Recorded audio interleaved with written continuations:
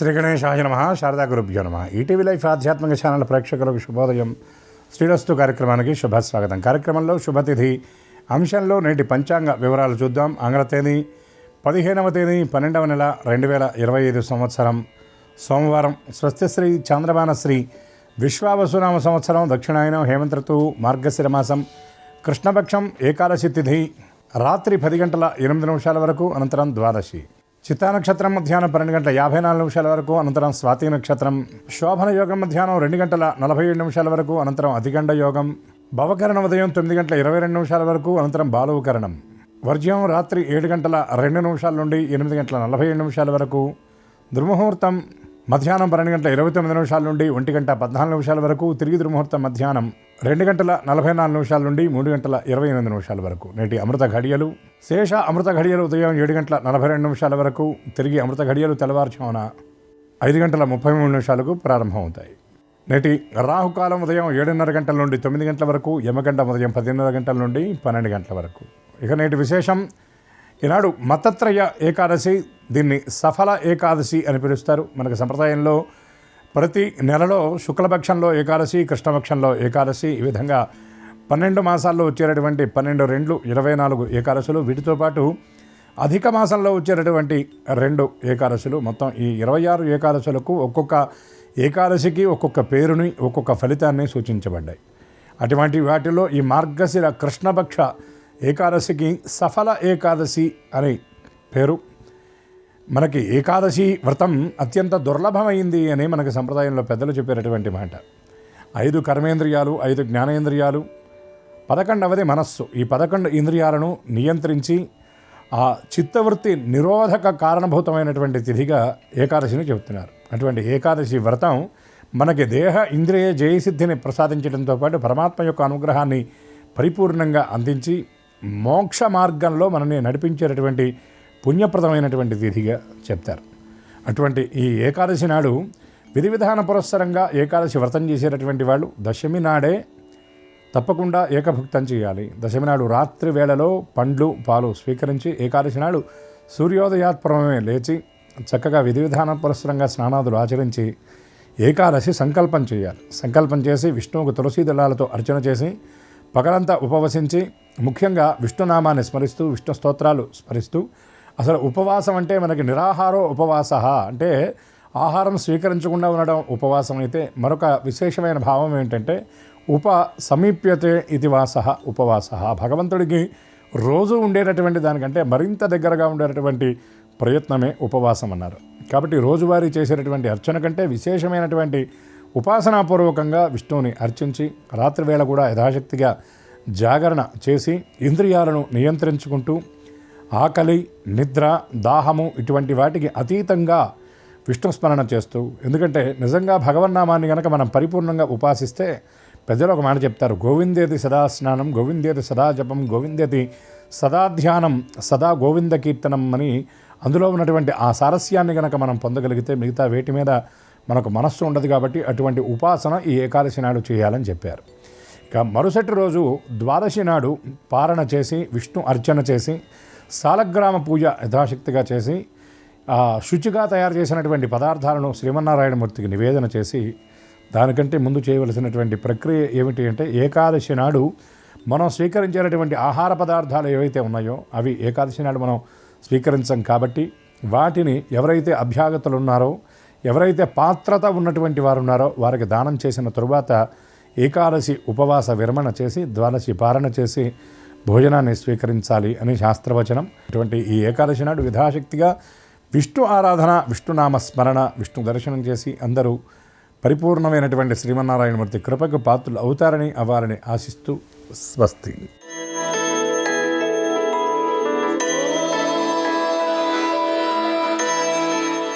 ETV life ఆధ్యాత్మిక channel ప్రేక్షకులందరికీ నమస్కారం. శ్రీరస్తు కార్యక్రమంలో గ్రహయోగం అంశానికి స్వాగతం.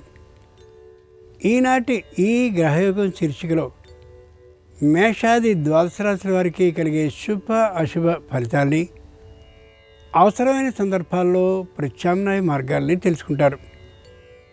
అంతేకాక ఏ రాశి వారికి ఏ దైవ దర్శనం అనుకూలమో, ఏ రాశి వారికి ఏ దిక్ ప్రయాణం అనుకూలమో, ఏ రాశి వారు ఏ రంగు దుస్తుల్ని ధరించినట్లయితే సకల శుభాలు కలుగుతాయో, ఏ రాశి వారికి ఏ సంఖ్య అదృష్ట సంఖ్యగా ఉండబోతోందో ఆ విశేషాలను కూడా తెలుసుకుంటారు. మనకి సంవత్సర చక్రంలో 24 ఏకాదశులు లభిస్తాయి. 12 శుద్ధ ఏకాదశులు, 12 బహుళ ఏకాదశులు. ఆ బహుళ ఏకాదశుల్లో ఒకటి సఫల ఏకాదశి ఈ మాసంలో వస్తుంది. ఆ సఫల ఏకాదశి రోజున శ్రీ మహావిష్ణువుని ఏ తీరుగా ఆరాధించాలి, సఫల ఏకాదశి ప్రత్యేకత ఏమిటి, విశేషం ఏమిటి అనే ఆ అంశాన్ని శ్రీకరం శీర్షికలో ఇప్పుడు తెలుసుకుందాం.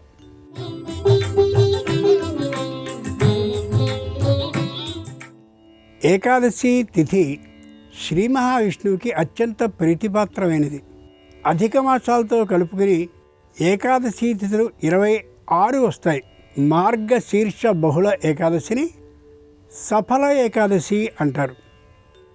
ఈ ఏకాదశి నాడు చేసిన విష్ణు ఆరాధన వల్ల సకల కార్యసిద్ధి అవుతుంది, పనులన్నీ సఫలమవుతాయి.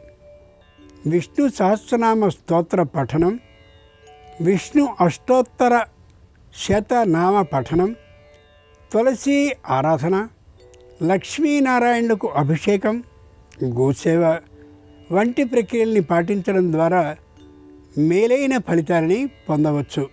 ముందుగా నేటి పంచాంగం.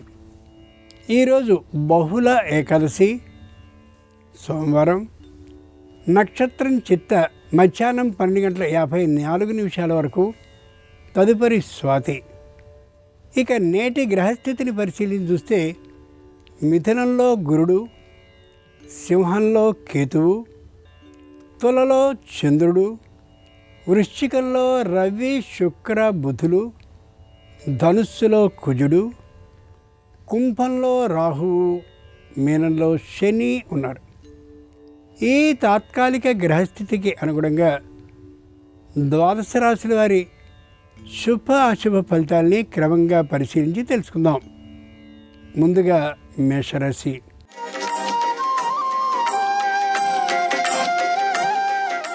ఈరోజు మేషరాశి వారికి తిరుగులేని పరిస్థితి ఉంటుంది. అనుకున్నవన్నీ అనుకున్నట్లుగా సాగుతూ ఉంటాయి. ప్రతీకార బుద్ధి మాత్రం లేకుండా ఉండగలగాలి. వాదోపవాదాలని, చర్చోపచర్చల్ని చేయడం ఏమాత్రం శ్రేయస్కరం కాదు. ఎవరైనా సూటిపోటి మాటల్ని మాని మాట్లాడుతూ ఉన్నట్లయితే, పట్టించుకోకుండా చిరునవ్వు నవ్వుతూ ఉన్నట్లయితే కార్యసాధన తేలికగా అయ్యే అవకాశం ఉంటుంది. ముఖ్యంగా మేషరాశి వారికి కంటికి సంబంధించిన, అలాగే నడుముకి సంబంధించిన తాత్కాలిక అనారోగ్యం ఉండే అవకాశం ఉంది. కాబట్టి తాత్కాలిక ఔషధ సేవని చేయించుకోవడం, ఔషధ సేవని చేసుకోవడం ఎంతైనా మంచిది. సఫల ఏకాదశి సందర్భంగా మేషరాశి వారు శ్రీ మహావిష్ణువుని పూజించి పాయసాన్ని నైవేద్యంగా సమర్పించడం ద్వారా సకల శుభకార్యాలని పొందగలుగుతారు. విఘ్న నివారణం అవుతుంది కూడా. తూర్పు దిక్ ప్రయాణం అనుకూలం. కలిసొచ్చే రంగు ఎరుపు. అదృష్ట సంఖ్య 9.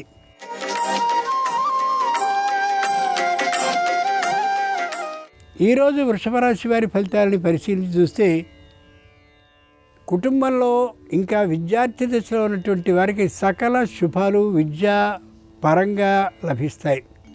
ఎవరెవరు ఇంకా వ్యాపార ప్రారంభ దశలో ఉన్నారో వారికి వ్యాపారానికి సంబంధించిన మంచి ఆలోచనలు కలుగుతాయి కూడా.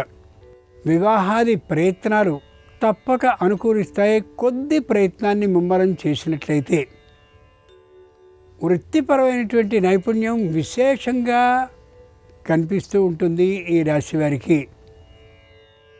ఉద్యోగంలో అనుకూలత చాలా స్పష్టంగా గోచరిస్తూ ఉంటుంది. ఎవరితోనూ ఏ విధమైనటువంటి ఇబ్బందులకి గురి కానే కారు. సఫల ఏకాదశి సందర్భంగా వృషభ రాశి వారు కళ్యాణ వెంకటేశ్వర స్వామి వారిని మల్లెపూలతో పూజించి ఆయనకు పాయసాన్ని నైవేద్యంగా సమర్పించినట్లయితే వివాహాది శుభకార్యాలు శీఘ్రంగా అనుకూలించే అవకాశం ఉంటుంది. ఉత్తర దిక్ ప్రయాణం అనుకూలం. కలిసి వచ్చే రంగు నీలం. అదృష్ట సంఖ్య 1.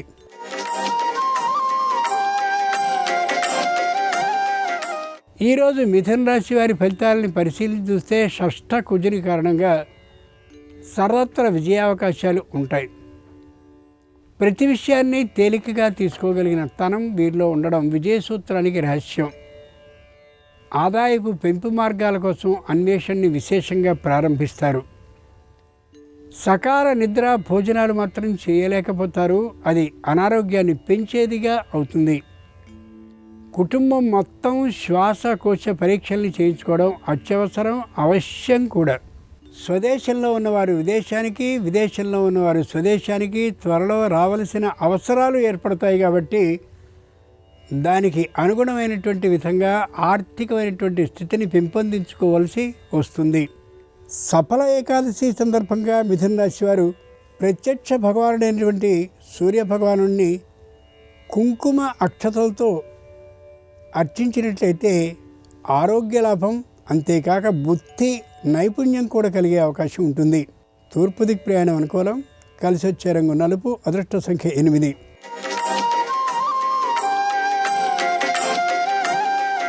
ఈరోజు కర్కాటక రాశి వారి ఫలితాలని పరిశీలించి చూస్తే శారీరకమైనటువంటి అనారోగ్యం పెరుగుతూ ఉంటుంది. దానికి సంబంధించిన ఆరోగ్య శ్రద్ధని పాటించడానికి అంతటి ఇష్టాన్ని చూపించకపోవచ్చు ఈ రాశివారు. దూరభార ప్రయాణాలని చేయలేకపోతారు. శరీరానికి సంబంధించిన తూలుడు మొదలైనటువంటి ఆ వ్యాధి కలిగే కారణంగా మరొకరిని తోడు చేసుకునే ప్రయాణం చేయవలసి వస్తూ ఉంటుంది. అంత అవసరమైన ప్రయాణం అయితే వృత్తిపరమైనటువంటి నైపుణ్యం ప్రదర్శించడం కోసం ప్రయత్నాన్ని చేస్తారు, కానీ ప్రదర్శన చేయలేకపోవచ్చు. సఫల ఏకాదశి సందర్భంగా కర్కాటక రాశి వారు కళ్యాణ వెంకటేశ్వర స్వామి వారిని పసుపు అక్షతలతో పూజించినట్లయితే వివాహాది శుభకార్యాలు అనుకూలించే అవకాశం అప్రయత్నంగా ఉంటుంది. ఉత్తర దిక్ ప్రయాణం అనుకూలం. కలిసి వచ్చే రంగు తెలుపు. అదృష్ట సంఖ్య 3.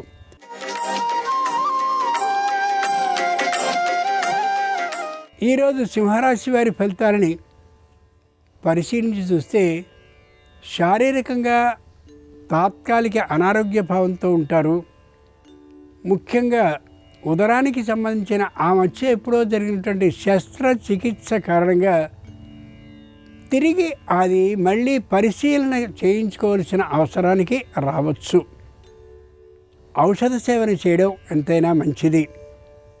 శారీరకంగా చర్మ వ్యాధి కానీ ఉన్నట్లయితే అది పెరగకుండా ఉండేలా చూసుకోవడం కూడా ఈ సందర్భంగా అవసరం.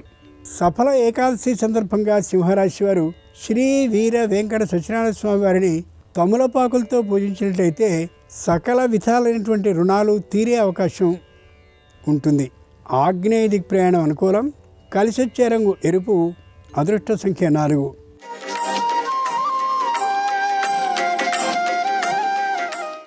ఈరోజు కన్యారాశి వారి ఫలితాలని పరిశీలించి చూస్తే గ్రహబలం విశేషంగా అనుకూలిస్తూ ఉన్నటువంటి కారణంగా తిరిగి చూసుకోవాల్సిన అవసరాలు ఏమాత్రం ఉండకపోవచ్చు. సర్వత్రా అనుకూలత గోచరిస్తూ ఉంటుంది. ఏ విధమైనటువంటి వ్యతిరేక భావము ఉండకుండా ఉంటారు. నోటి దురుసుతనం ఏమాత్రము లేకుండా ప్రవర్తిస్తూ ఉంటారు. ఆర్థికమైనటువంటి లాభమే ధ్యేయంగా ఉండే తీరు గోచరిస్తూ ఉంటుంది. శత్రువులైనటువంటి వారితో కూడా మిత్రభావంతోనే ఉంటారు. సఫల ఏకాదశి సందర్భంగా కన్యారాశి వారు శ్రీకృష్ణుని తులసీ దళాలతో పూజించి వెన్నను నైవేద్యంగా సమర్పించినట్లయితే సకల సమస్యలు పరిష్కరింపబడి ఆర్థిక లాభం కలుగుతుంది. ఉత్తర దిక్ ప్రయాణం అనుకూలం. కలిసి వచ్చే రంగు పసుపచ్చన. అదృష్ట సంఖ్య 5.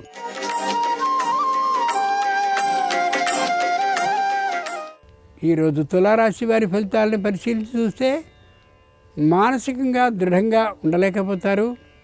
శారీరకంగా తాత్కాలికమైన అనారోగ్య భావంతో ఉంటారు. న్యాయస్థానంలో తిరిగి మళ్ళీ ఎప్పుడో ఆగిపోయినటువంటి ఆ సమస్యని తెర మీదకి ఎక్కించాలనే ప్రయత్నాన్ని తీవ్రంగా చేస్తూ కనిపిస్తారు. అనుకూలించేటటువంటి వారు లేని కారణంగా నిరుత్సాహభావంతో ఉంటారు కూడా. ముఖ్యంగా ప్రయాణాన్ని చేసేటటువంటి సందర్భంగా ఉద్యోగ స్థలానికి, సంతానం చదువుతున్న స్థలానికి శారీరకమైనటువంటి అనారోగ్యం ప్రయాణాల కారణంగా ఏర్పడే అవకాశం ఉండొచ్చు. సఫల ఏకాదశి సందర్భంగా తులారాశి వారు శ్రీ లక్ష్మీ నృసింహస్వామి వారిని సన్నజాతులతో అర్చించినట్లయితే రావలసిన బకాయిలన్నీ అశ్రమంగా వచ్చే అవకాశం ఉంటుంది. ఆర్థిక లాభం కలుగుతుంది. వాయవ్య ప్రయాణం అనుకూలం. కలిసి వచ్చే రంగు ఆకుపచ్చన. అదృష్ట సంఖ్య 8.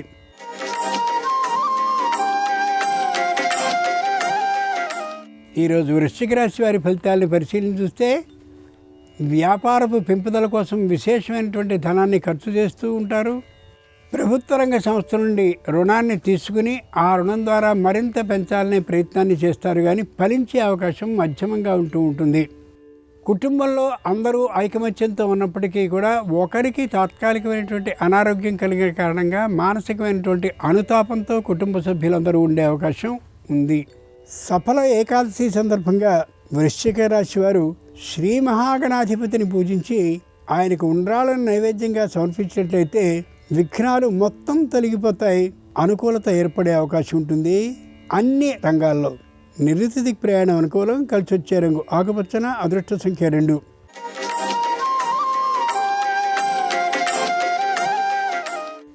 ఈరోజు ధనురాశి వారి ఫలితాలని పరిశీలించి చూస్తే అన్యోన్య ప్రేమభావంతో ఉంటారు. ఎవరిని తిరస్కరించడం వంటి ఆలోచన కలిగి ఉండరు. కుటుంబంలో వివాహాది శుభకార్యాలకి అవకాశం తప్పక ఉంటుంది.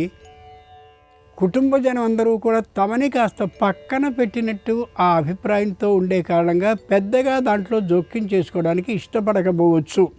వ్యాపారపు బాధ్యత మొత్తం వీరి మీదే పడే అవకాశం ఉంది. తప్పనిసరిగా నిర్వహించవలసి వస్తూ ఉంటుంది. సఫల ఏకాదశి సందర్భంగా ధనురాశి వారు లక్ష్మీదేవిని పూజించి అరటి పండ్లను నైవేద్యంగా సమర్పించినట్టయితే ఆర్థికమైనటువంటి అభివృద్ధి సాధించేందుకు అవకాశం ఉంటుంది. వ్యాపారంలో పెట్టుబడులు ఇబ్బడి ముబ్బడిగా వచ్చే అవకాశం ఉంటుంది కూడా. ఉత్తర దిక్ ప్రయాణం అనుకూలం. కలిసి వచ్చే రంగు తెలుపు. అదృష్ట సంఖ్య 8.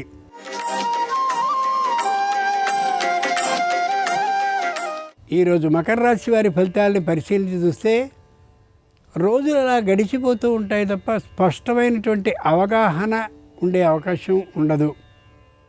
సంతానానికి ప్రస్తుతం విద్య మీద శ్రద్ధ కలిగేటటువంటి కారణంగా వారి సంస్థలకి వాళ్ళు విద్యాభ్యాసానికి వెళుతూ ఉండే కారణంగా మానసిక ప్రశాంతత కలిగే అవకాశం ఉంటుంది తల్లిదండ్రులకి.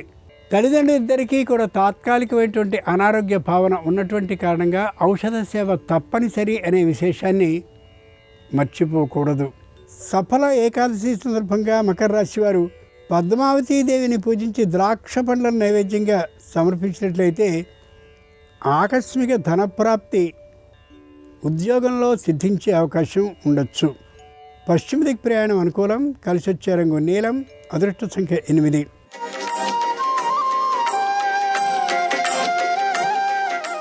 ఈరోజు కుంభరాశి వారి ఫలితాలని పరిశీలించి చూస్తే పై అధికారులు వీరిని ఏమాత్రము ఇష్టం పడే అవకాశం ఉండకపోవచ్చు.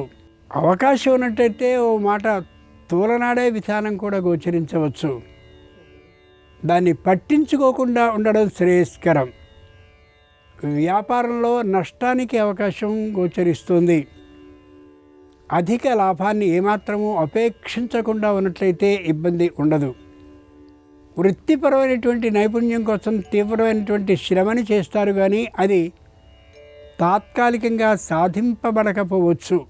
సఫల ఏకాదశి సందర్భంగా కుంభరాశి వారు శంకరుణ్ణి పూజించి ఆయనకు ఆవు పాలను నైవేద్యంగా సమర్పించినట్లయితే మానసికమైనటువంటి స్వస్థత కలుగుతుంది. కుటుంబ ఐకమత్య అభివృద్ధి సాగుతుంది. దక్షిణ దిక్ ప్రయాణం అనుకూలం. కలిసి వచ్చే రంగు నలుపు. అదృష్ట సంఖ్య 1.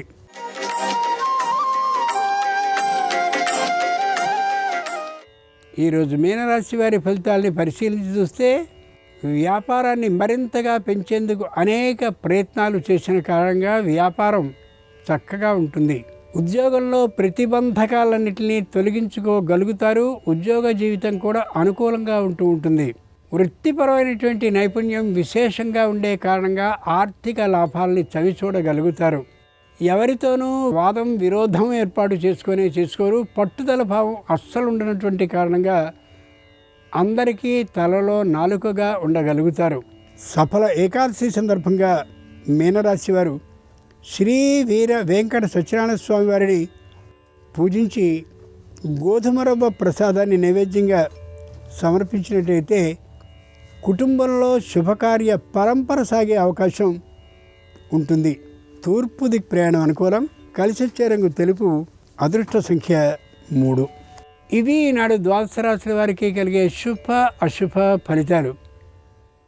ఈరోజు సఫల ఏకాదశి అయినటువంటి సందర్భంగా శ్రీ మహావిష్ణు అనుగ్రహం సర్వరాశుల వారికి సంపూర్ణంగా కలగాలని హృదయపూర్వకంగా ప్రార్థిస్తూ స్వస్తి.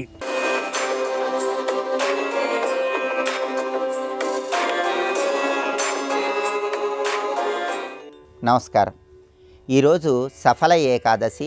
ఈ సందర్భంగా ఎలాంటి విధి విధానాలు పాటిస్తే అనుకున్న పనులన్నీ సఫలం చేసుకోవచ్చు, కార్యసిద్ధిని పొందవచ్చు, నేటి శుభం లాభం అనే శీర్షికను పరిశీలిద్దాం. ప్రధానంగా సఫల ఏకాదశి సందర్భంగా మనం అనుకున్న పనులు అనుకున్నట్లు పూర్తి కావటానికి, కార్యసిద్ధిని పొందటానికి 9 ముఖాలున్నటువంటి దీపపు సెమ్మెలో దీపాన్ని వెలిగిస్తే ఉత్తమ ఫలితాలు కలుగుతాయి. అయితే గృహంలో 9 ముఖాలు ఉన్నటువంటి దీపపు సెమ్మె అందుబాటులో లేని వాళ్ళు దానికి ప్రత్యామ్నాయంగా ఏ దీపారాధన కుందిలో దీపాన్ని వెలిగించినా ఓం శ్రీం శ్రీయై నమః అనే మంత్రాన్ని మహిళామణులు, లక్ష్మీ కమలవాసిన్యై స్వాహ అనే మంత్రాన్ని పురుషులు 21 సార్లు పఠించినట్లయితే లక్ష్మీనారాయణల సంపూర్ణమైన అనుగ్రహం వల్ల కార్యసిద్ధిని సులభంగా పొందవచ్చు. అలాగే కుటుంబంలో సభ్యుల మధ్య విభేదాభిప్రాయాలు ఉన్నవాళ్ళు కుటుంబంలో సభ్యుల మధ్య విభేదాభిప్రాయాలన్నీ తొలగింపజేసుకోవటానికి, కుటుంబ సమస్యలు అధిగమించటానికి దగ్గరలో ఉన్నటువంటి అరటి చెట్టు దగ్గరకు వెళ్ళి అరటి చెట్టు మొదట్లో పసుపు కలిపిన నీళ్లు పోసి అరటి చెట్టుకు 7 ప్రదక్షిణలు చేయాలి. సఫల ఏకాదశి సందర్భంగా అరటి చెట్టు దగ్గర ఎవరైతే ఈ ప్రత్యేకమైన విధి విధానం పాటిస్తారో వాళ్ళకి కుటుంబ సమస్యల తీవ్రతను తగ్గింపజేసుకోవటానికి ఆస్కారం ఎంతగానో ఉంటుంది. అలాగే గృహంలో విష్ణుమూర్తి విగ్రహం ఉన్నవాళ్ళు ఈరోజు శంఖ జలాలతో కానీ, శంఖంలో ఆవు పాలు పోసి ఆ ఆవు పాలతో కానీ విష్ణువుకు అభిషేకం చేయటం ద్వారా సమస్త సంపదలు చేకూరతాయి. కాబట్టి పాదరస విష్ణుమూర్తి విగ్రహం ఉన్నవాళ్ళు ఎవరైనా సరే శంఖంలో ఆవు పాలు శుద్ధోదకము వీటిని పోసి వాటితో పాదరస విష్ణుమూర్తి విగ్రహానికి అభిషేకం చేయండి. లక్ష్మీనారాయణల సంపూర్ణమైన అనుగ్రహం వల్ల కార్యసిద్ధిని సులభంగా పొందవచ్చు. ఒకవేళ విష్ణుమూర్తి విగ్రహం మీ గృహంలో లేకపోతే దానికి ప్రత్యామ్నాయంగా విష్ణు సంబంధమైన చిత్రపటం అంటే రాముడు, కృష్ణుడు, నరసింహస్వామి, వెంకటేశ్వర స్వామి ఏ విష్ణు సంబంధమైనటువంటి చిత్రపటం దగ్గరైనా ఆవు నెయ్యితో దీపాన్ని వెలిగించి పసుపచ్చటి పూలతో పూజ చేస్తూ ద్వాదశాక్షర మంత్రం చదువుకోండి. ఓం నమో భగవతే వాసుదేవాయ ఈ మంత్రం స్మరించుకుంటూ పసుపచ్చటి పుష్పాలతో విష్ణు సంబంధమైన చిత్రపటానికి పూజ చేసిన లక్ష్మీనారాయణల సంపూర్ణమైన అనుగ్రహానికి సులభంగా పాత్రలు కావచ్చు. అలాగే సఫల ఏకాదశి సందర్భంగా శాల పుష్పాలతో విష్ణువుని పూజించండి. అంటే మీ ఇంటి ఆవరణలో పెరిగిన మొక్కల పుష్పాలను శాల పుష్పాలు అంటారు. ఆ పుష్పాలతో విష్ణు సంబంధమైన చిత్రపటానికి పూజ చేసినట్లయితే మనోభీష్టాలన్నీ సులభంగా నెరవేర్చుకోవచ్చు. అలాగే సఫల ఏకాదశి సందర్భంగా మీ పనులన్నీ సఫలం కావాలంటే, విఫలం కాకుండా ఉండాలంటే, కార్యసిద్ధి లభించాలంటే విష్ణు ఆలయంలో ధ్వజస్తంభం దగ్గర ఆవు నెయ్యి దీపాన్ని వెలిగించండి. అంటే రాముడు, కృష్ణుడు, నరసింహస్వామి, వెంకటేశ్వర స్వామి ఏ విష్ణు సంబంధమైన ఆలయంలోనైనా ధ్వజస్తంభాన్ని గరుడ ధ్వజము అంటారు. ఆ గరుడ ధ్వజం దగ్గర దీపాన్ని వెలిగించండి. ఈ గరుడ ధ్వజ దీపం అనేది మీ పనులు సఫలం కావటానికి విశేషంగా సహకరిస్తుంది. అలాగే యుగ్మ ప్రదక్షిణం కుర్యాత్ అయుగ్మం త్వాభిచారికం అంటుంది ప్రకీర్ణాధికారం అనే పేరు కలిగిన గ్రంథం. అంటే విష్ణు సంబంధమైన ఆలయంలో ఏకాదశి రోజు సరిసంఖ్యలో ప్రదక్షిణలు చేస్తే ఉత్తమ ఫలితాలు కలుగుతాయని ప్రకీర్ణాధికారం అనే గ్రంథం తెలియజేస్తుంది. కాబట్టి 2, 4, 6, 8 ఇలా సరిసంఖ్యలో విష్ణు సంబంధమైన ఆలయంలో ప్రదక్షిణలు చేయండి. సమస్త శుభాలు చేకూరతాయి. ఈ విధి విధానాలు పాటించడం ద్వారా సఫల ఏకాదశి సందర్భంగా పనులన్నీ సఫలం చేసుకుని కార్యసిద్ధిని సులభంగా పొందవచ్చు. అలాగే రేపటి నుంచి ధనుర్మాసం ప్రారంభమవుతోంది. సూర్యభగవానుడు ధనుస్సు రాశిలోకి ప్రవేశిస్తున్నాడు. ధనుస్ సంక్రమణం సందర్భంగా పాటించాల్సిన ముఖ్యమైన విధి విధానాలేంటో, ధనుర్మాసం సందర్భంగా వెంకటేశ్వర స్వామి సంపూర్ణమైన అనుగ్రహం కలగటానికి అష్టగంధానికి సంబంధించిన ఎలాంటి శక్తివంతమైన విధి విధానం పాటించాలో రేపటి శుభం లాభం అనే శీర్షికను పరిశీలిద్దాం. నమస్కారం. ఈ కార్యక్రమాన్ని తిరిగి చూడాలనుకుంటే www.youtube.com/ETV Life Spiritual లో చూడవచ్చు.